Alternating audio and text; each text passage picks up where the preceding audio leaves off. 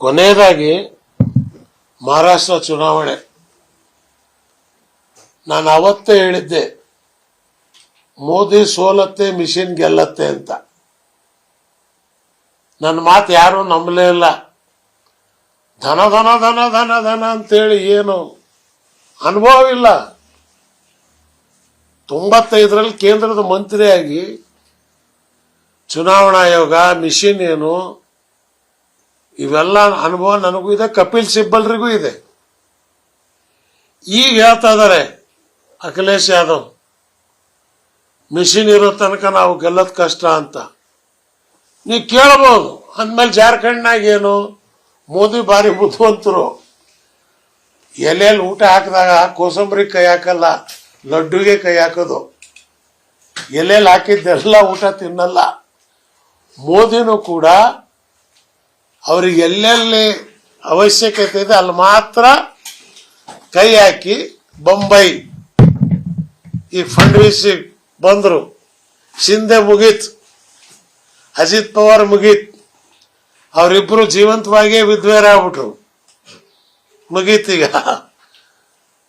ಅವರಿಬ್ರು ವಿಧವೆಯರ್. ಬಿಜೆಪಿನೇ chief minister, ಅವರನ್ನು ಇಟ್ಕೊಂಡ್ರು ಬಂದ್ರು.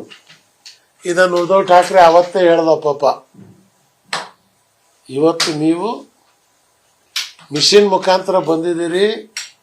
ಅಖಿಲೇಶ್ ಯಾದವ್ನು ಕೂಡ ಇದನ್ನ ಸ್ಪಷ್ಟವಾಗಿ ಹೇಳಿದ್ದಾರೆ.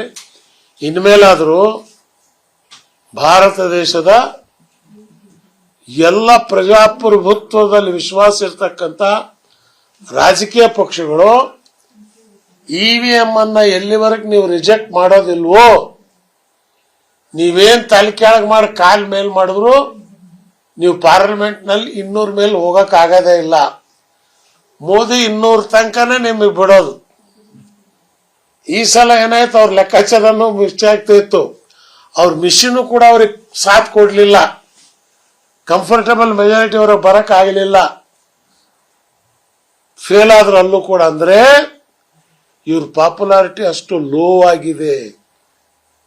ರೈತರು ಇವ್ರ ಜೊತೆಲಿಲ್ಲ, ದಲಿತರಿಲ್ಲ, ಜಾಟ್ಸ್ ಇಲ್ಲ, UP ಬ್ರಾಹ್ಮಣರು ಕೂಡ ಇವ್ರ ಜೊತೆಲಿಲ್ಲ. ಮತ್ತೆ ಹೆಂಗ್ ಗೆಲ್ತವ್ರೆ? ಸೊ ಇದೆಲ್ಲ EVM ಅಡ್ಜಸ್ಟ್ಮೆಂಟ್ ಇದೆ. ನಾನು ಹೇಳಿದಾಗ ಅವಾಗ ಫಸ್ಟ್ ಚುನಾವಣೆ ನಡೆದಾಗಲೇ ಹೇಳ್ದೆ ನಾನು, EVM ಕೈ ಕೊಡುತ್ತೆ, ಇದನ್ನ ನೀವು ನಂಬೇಡ್ರಿ ಅಂತ. ಅವಾಗ ಯಾರೋ ಒಗ್ಗೂಡಲ್ಲ. ಈಗ ಎಲ್ಲರೂ ಕೂಡ ಕೂಗ್ತಾ ಇದ್ದಾರೆ. ಆದಷ್ಟು ಬೇಗ ಇದ್ರ ಬಗ್ಗೆ ಅವ್ರು ಹೋರಾಟ ಮಾಡಿ ಎಲೆಕ್ಷನ್ ಬೈಕಾಟ್ ಮಾಡಿ. ಹೆಂಗೂ ಮೋದಿನೇ ಬರೋದು, ಮತ್ತೆ ನೀವು ನಿಂತೇನು ಪ್ರಯೋಜನ? ಬೈಕಾಟ್ ಮಾಡ್ಬಿಡಿ, ಜಗತ್ತಿಗೆ ಗೊತ್ತಾಗ್ಲಿ. ಅಮೆರಿಕದಲ್ಲಿ ಬ್ಯಾಲೆಟ್ ಇದೆ. ಕಂಪ್ಯೂಟರ್ ಸೈನ್ಸ್ ನಲ್ಲಿ ಜಗತ್ನಲ್ಲೇ ಮುಂದಿರ್ತಕ್ಕಂಥ ದೇಶ. ಅವ್ರ್ಯಾಕೆ ಮಿಷನ್ ಹಾಕಿಲ್ಲ?